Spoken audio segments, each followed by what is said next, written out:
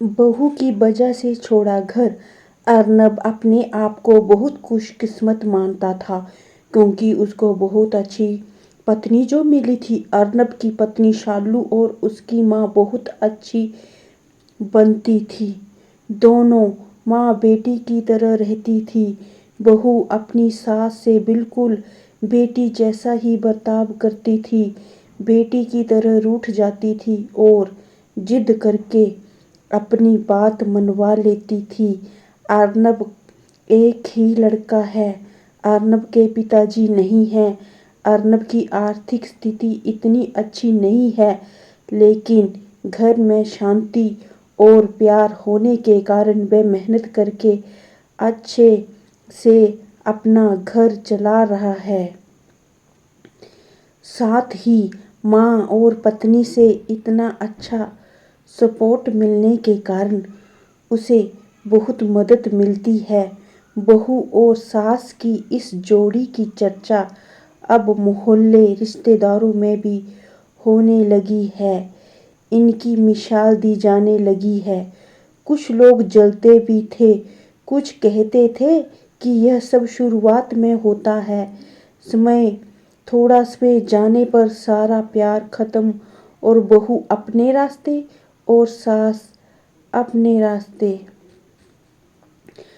सब कुछ अच्छा ही चल रहा था, लेकिन एक सुबह अर्नब की माँ अर्नब को जोर से चिल्लाकर उसके कमरे से बाहर बुलाती है। अर्नब पूछता है, क्या हुआ माँ, क्यों चिल्ला रही हो?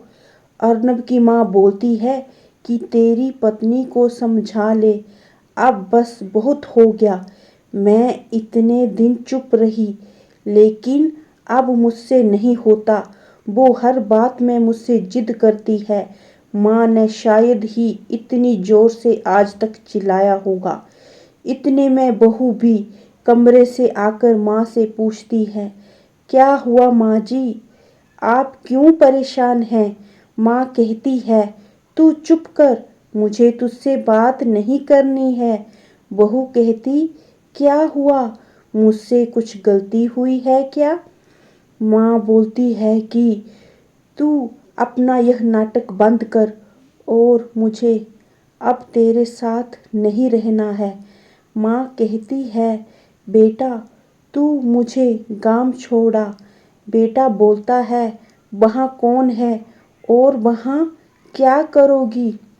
माँ कहती है, वहाँ मेरा भाई है और अब मुझे बची हुई जिंदगी वही गुजारनी है।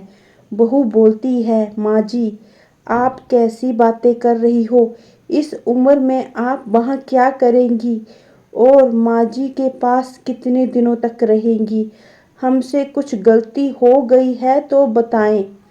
माँ बोलती है, तू तो मुझसे बात मत कर, तेरी माँ मैं नहीं हूँ। तेरी माँ वो है जिसने तुझे जन्म दिया, पर तुझे कुछ सिखा नहीं पाई। बहू को थोड़ा बुरा लगा। माँ जी आप कुछ भी बोल रही हैं, आपकी तबीयत ठीक है? अर्नब बोलता है, माँ तुम आराम करो, हम शाम को बात करेंगे। माँ एक दम जिद पर अड़ जाती है, मुझे अभी गांव छोड़कर आ, अब मुझे यहाँ नहीं रहना। अर्नब और उसकी पत्नी शालू को कुछ समझ नहीं आता, लेकिन माँ जिद पर अड़ी रहती है तो अर्नब को उसकी बात माननी पड़ती है और उन्हें गांव छोड़कर आना पड़ता है। घर आकर फिर अर्नब अपनी पत्नी शालू से बात करता है और उससे पूछता है कि तुमने उन्हें कुछ कहा क्या जो माँ जी इतनी बिगड़ गई?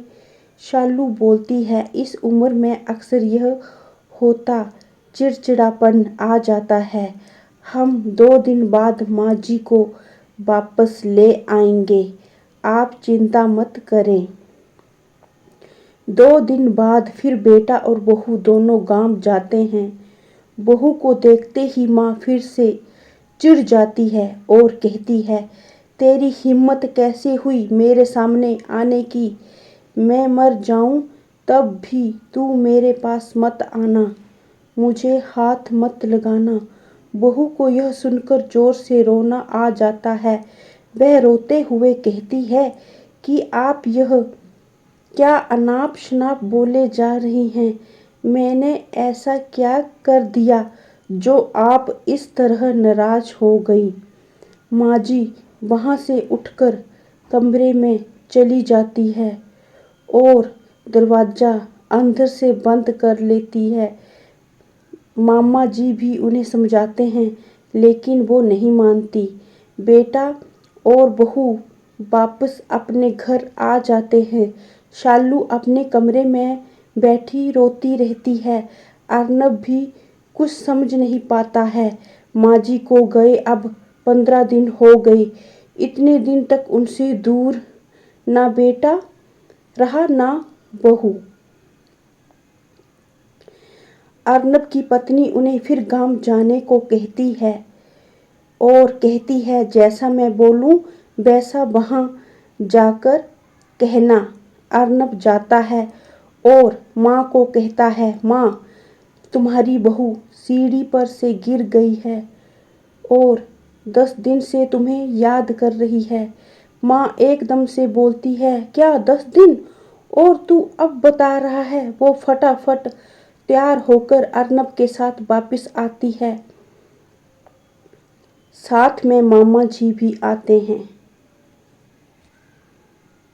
माँ घर पहुंचकर जोर से पुकारते हुए दरवाजे से आती है, बहू बहू। और बहू के कमरे में जाकर बिस्तर पर सोई बहू को गले लग जाती है और रोने लगती है। बहू भी माँ जी से मिलकर रोती है।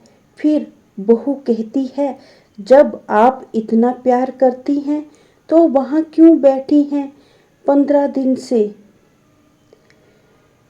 माँ जी कहती है, तुमने झूठ बोलकर मुझे बुलाया। हाँ, पर पहले यह बताओ आप ऐसा बर्ताव क्यों कर रही थी? आपको मेरी कसम। माँ जी बहू के गले लगती है और कहती है, बेटा उस दिन जब मैं मंदिर से आई तो मैंने तुम्हारी और अर्नब की बातें सुन ली। तुम बोल रही थी अभी हम संतान नहीं कर सकते क्योंकि उसकी ठीक से परवरिश नहीं कर पाएंगे। तुम दोनों पर बोझ बन गई मेरी वजह से। तुम ना जाने कितनी चीज़ों से समझौता कर रहे हो, इसलिए मैंने यह नाटक किया ताकि तुम दोनों यहाँ रहो और अपनी जिंदगी और अपने सपने और अपने बच्चे को इस दुनिया में ला सको। मैं अब कितनी दिन रहूंगी? शालू और अर्नब दोनों भी माँ जी की बातें सुनकर रोने लगे। बहू बोलती है, अगर आप दोबारा ऐसा करेंगी तो हम कभी अपनी संतान नहीं करेंगे। आप हम पर बोझ नहीं हैं। माँ जी एक बात बताइए, क्या आपको हम बोझ लगते हैं? जब कोई माँ अपनी संतान को बोझ नहीं समझती तो फिर बेटे और बहू के कैसे ऐसा सोच सकते हैं? और जो ऐसा सोचे वो अच्छा इंसान नहीं। अर्नब कहता है, माँ अब तुम भी यही रहोगी और समय आने पर दादी भी बनोगी। पुराना परिवार तोड़कर नया परिवार नहीं बनता, सबको साथ लेकर बनता है। साथ रहेंगे तो सब अच्छा होगा। फिर माँ जी वहीं अपने बेटा और बहू के साथ फिर रहने लगी। आपको यह कहानी कैसी लगी हमें कमेंट में ज़रूर बताएं। इसी तरह की अच्छी कहानियाँ आप यहाँ पर पढ़ सकते हैं, सुन सकते हैं। यहाँ उपस्थित शिक्षाप्रद कहानियाँ आपका मनोरंजन करने के साथ दिशा भी देंगी। तो बने रहिए हमारे साथ और हमारे प्रयास को सफल बनाएं। अगर आपको हमारी वीडियो अच्छी लगी हो तो हमारी वीडियो को लाइक और चैनल को सब्सक्राइब करना, ताकि हमारी आने वाली हर वीडियो की नोटिफिकेशन आपको मिलती रहे। स्वस्थ रहिए, मस्त रहिए। तब तक के लिए धन्यवाद। मिलते हैं अपनी अगली वीडियो में।